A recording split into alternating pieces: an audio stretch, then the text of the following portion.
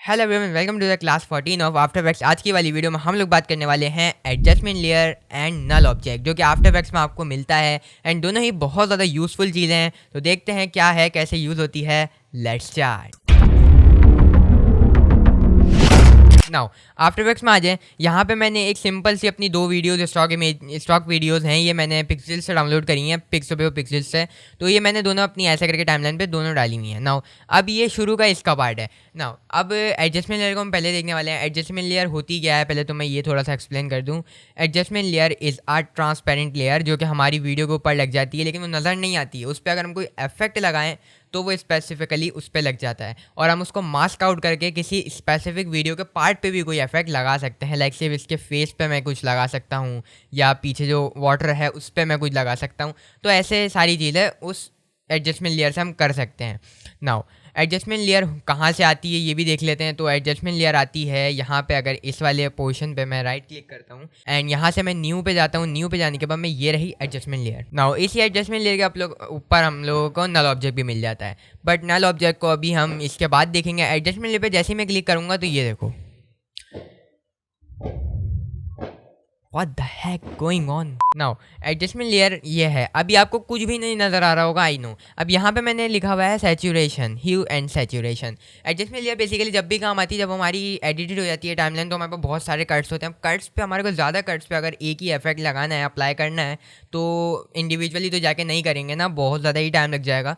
तो adjustment layer जब भी हमारे काम आती है। अब मैं ह्यू सैचुरेशन में लिखा था यहाँ पे, तो मैं ह्यू सैचुरेशन अपनी एडजस्टमेंट लेयर पर मैं डालता हूँ। तो ये देखो, यहाँ पे मेरे पास ये सैचुरेशन का छोटा सा एक खुल जाता है, ये रही सैचुरेशन। इसको अगर मैं कम करूँगा तो ये देखो, मेरी पूरी वीडियो की सैचुरेशन कम हो गई है, एंड इवन दो कि ये उस वाली की भी हो गई है। अब अगर मैं बढ़ाऊँ तो ये देखो, इसकी भी थोड़ी बढ़ गई है और इसकी भी बढ़ गई है। तो ऐसे करके हम लोग पूरी पूरी पे लगा सकते हैं। अब ना एक सेकेंड, मैं इसको डिलीट कर देता हूँ। अब अगर मैं कोई शेप लूँ, लाइक मैं यहाँ से लेता हूँ इलिप्स टूल, और इलिप्स टूल से मैं सिर्फ और सिर्फ इसके मुंह के फेस पे एक बना देता हूँ लिप्स से इलिप्स टूल।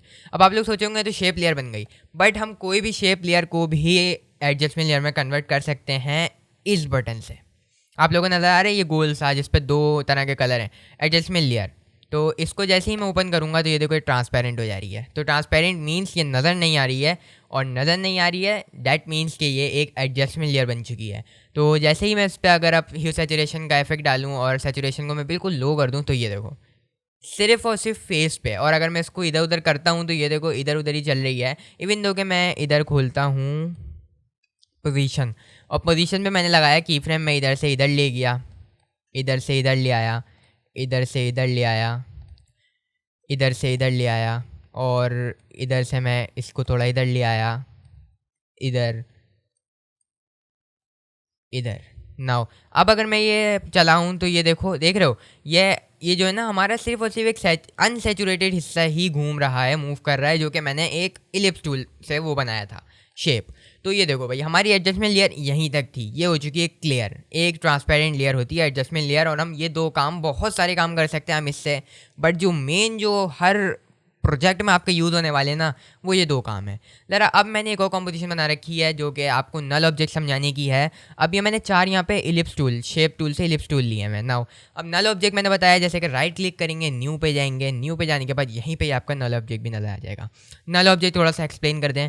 नल ऑब्जेक्ट बेसिकली कुछ भी नहीं, नथिंग। नल ऑब्जेक्ट कुछ भी नहीं है, मतलब नल, जैसे कि नल हम किसी चीज़ जो कि नहीं होती ना, नल हम उसको ही कहते हैं, और इसमें नल ऑब्जेक्ट है, वो भी नज़र नहीं आता है, लेकिन आप लोग बहुत ज़्यादा काम आता है।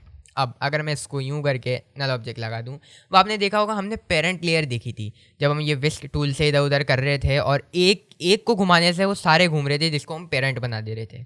अब नल ऑब्जेक्ट ये है, यहाँ पे देख रहे हो, ये ऐसे रखा हुआ है स्क्वायर, ये नज़र नहीं आने वाला है आपको, ये सिर्फ यही नज़र आ रहा है। ये अगर आप वीडियो एक्सपोर्ट करते हो तो ये कहीं भी नज़र नहीं आने वाला आपको।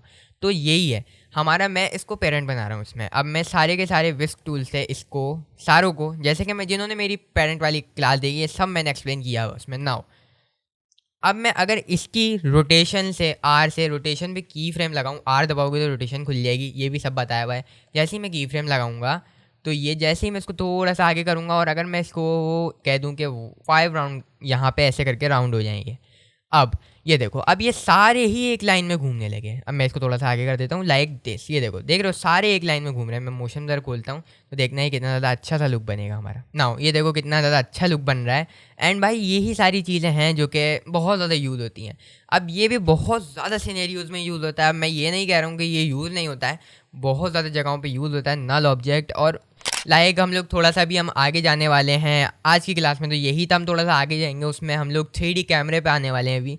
तो 3D कैमरे पे बहुत ज़्यादा नल ऑब्जेक्ट का यूज़ होता है, बिकॉज 3D कैमरे को जब हमारी पोजीशन, रोटेशन और सारी चीज़ें जो घुमानी होती हैं तो हम उसके साथ नल ऑब्जेक्ट को अटैच करते हैं, ताकि नल ऑब्जेक्ट हमारा उसको रोटेशन, उसकी पोजीशन वगैरह घुमाने में काम आए। आई होप कि आपको ये दोनों चीज़ें समझ आ गई होंगी। बहुत ज़्यादा इंपॉर्टेंट चीज़ें हैं, इनको थोड़ा सा प्रैक्टिस करो जब तक मैं नेक्स्ट क्लास लाऊंगा। आई होप कि आपको वाली वीडियो पसंद आई होगी। मैं मिलता हूँ आपसे नेक्स्ट वीडियो में, तब तक के लिए बाय बाय।